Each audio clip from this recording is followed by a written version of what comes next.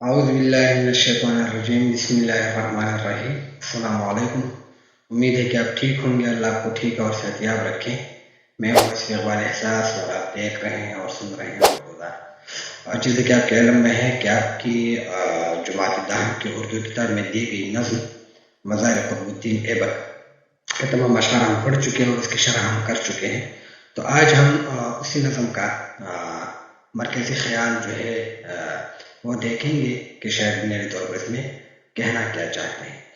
تو نظم ہے مزار قطب الدین ایبک کا مرکزی قطب الدین ایبک اور جماعت داہم میں یہ نظم دی گئی ہے۔ آ جاتے ہیں کہ بنیادی طور پر شاید اس میں کہنا کیا چاہتے ہیں۔ سب سے پہلے تو ایک خیالی نظم ہے، یاد رکھیں کہ میں نے آپ کو بار بار بتایا تھا کہ نظم میں جو بھی واقعات دکھائے گئے ہیں یا شاعر نے جو ہے بیان کیے ہیں تو وہ تصور کے طور پر انہوں نے وہ تمام چیزیں دیکھی ہیں، تخیل میں دیکھی ہیں، حقیقت میں ایسا نہیں ہوا ہے۔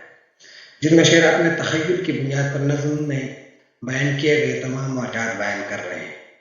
شاعر کہتے ہیں کہ ہمارے اسلاف بڑے ہی جرأت مند اور بہادر تھے، وہ اپنے دین سے محبت کرتے تھے۔ ہمارے اسلاف نے بہادری اور جرأت دکھا کر باطل کے افواج کو شکست دی اور پھر اسی شکست کے بعد اسلامی حکومت قائم کی۔ یہ ہمارے اسلاف کے حوالے سے بات ہو رہی ہے، بنیادی طور پر قطب الدین ایبک کے حوالے سے بات ہو رہی ہے کہ کس طرح انہوں نے باطل کے فوج کو شکست دی، کس طرح انہوں نے اسلامی حکومت قائم کی۔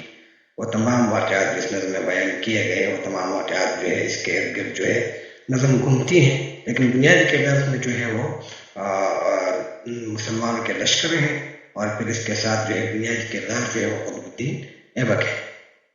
اچھا، شاعر ہمیں بنیادی طور پر قطب الدین ایبک کے حوالے سے بتا رہے ہیں، ان کی بہادری اور جرأت کے حوالے سے بتا رہے ہیں۔ اس کے علاوہ شاعر ہمیں ماضی کا سنہرا دور بھی یاد دلانا چاہتا ہے۔ ان تین بنیادی نکات اس میں بیان کیے گئے اس نظم میں۔ اگر آپ